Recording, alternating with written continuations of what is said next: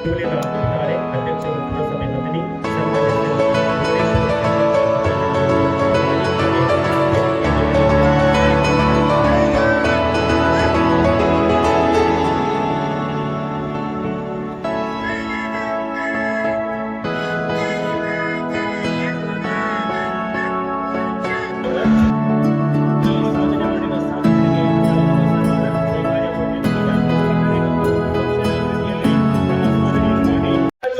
ಸಮಾರಂಭದಲ್ಲಿ ನಾವೆಲ್ಲರೂ ಕೂಡ ಅತ್ಯಂತ ಸಂತೋಷದಿಂದ ಭಾಗವಹಿಸಿದ್ದೇವೆ. ಅದರಿಂದ ನಿಮ್ಮೆಲ್ಲರಿಗೂ ಕೂಡ ಈ ಒಂದು ಸಂದರ್ಭದಲ್ಲಿ ಶುಭಾಶಯಗಳನ್ನ ಕೋರಿ ಒಂದೆರಡು ವಿಚಾರಗಳನ್ನ ತಮ್ಮ ಮುಂದೆ ನಾನು ಹಂಚಿಕೊಳ್ಳಿಕ್ಕೆ ಪ್ರಯತ್ನವನ್ನು ಮಾಡ್ತಾ ಇದ್ದೀನಿ. ಭಾರತದ ಸಂವಿಧಾನದ 75ನೇ ಅಮೃತ ಮಹೋತ್ಸವದಲ್ಲಿ ನಾವೆಲ್ಲರೂ ಕೂಡ ಆಚರಣೆಯನ್ನು ಮಾಡ್ತಾ ಇದ್ದೇವೆ.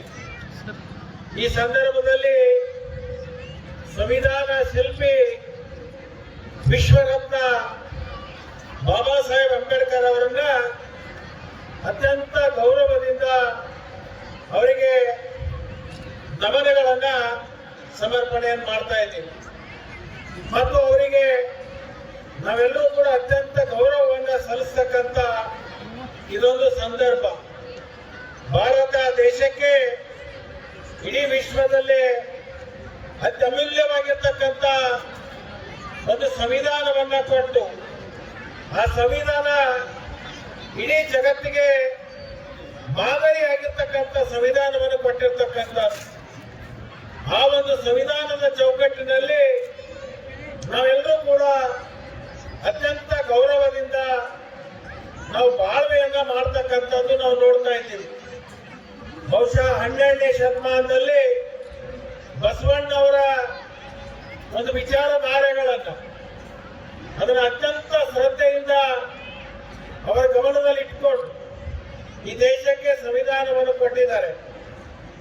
12ನೇ ಶತಮಾನದಲ್ಲಿ ಅಲ್ಲಂಪ್ರಭು ಅವರ ನೇತೃತ್ವದಲ್ಲಿ ಅನುಭವ ಮಂಟಪದಲ್ಲಿ ಏನೊಂದು ಸಮಾನತೆ ಮತ್ತು ಸರ್ವರಿಗೂ ಸಮಬಾಳು, ಸರ್ವರಿಗೂ ಸಮ ಹಕ್ಕು ಅಂತಕ್ಕಂಥ ವಿಚಾರಧಾರೆಗಳನ್ನ ಇಟ್ಕೊಂಡು ಅವತ್ತೇನು ಚರ್ಚೆಗಳಾಗ್ತಾ ಇತ್ತು ಅದನ್ನೆಲ್ಲವನ್ನ ಗಮನದಲ್ಲಿಟ್ಕೊಂಡು ಮಾನ್ಯ ಡಾಕ್ಟರ್ ಬಾಬಾ ಸಾಹೇಬ್ ಅಂಬೇಡ್ಕರ್ ಅವರು ಒಂದು ಅದ್ಭುತವಾಗಿರ್ತಕ್ಕಂಥ ಸಂವಿಧಾನವನ್ನ ನಮ್ಮ ದೇಶಕ್ಕೆ ಕೊಟ್ಟು ಇವತ್ತು ಇಡೀ ವಿಶ್ವ ನಮ್ಮ ಭಾರತ ಪ್ರಜಾಪ್ರಭುತ್ವ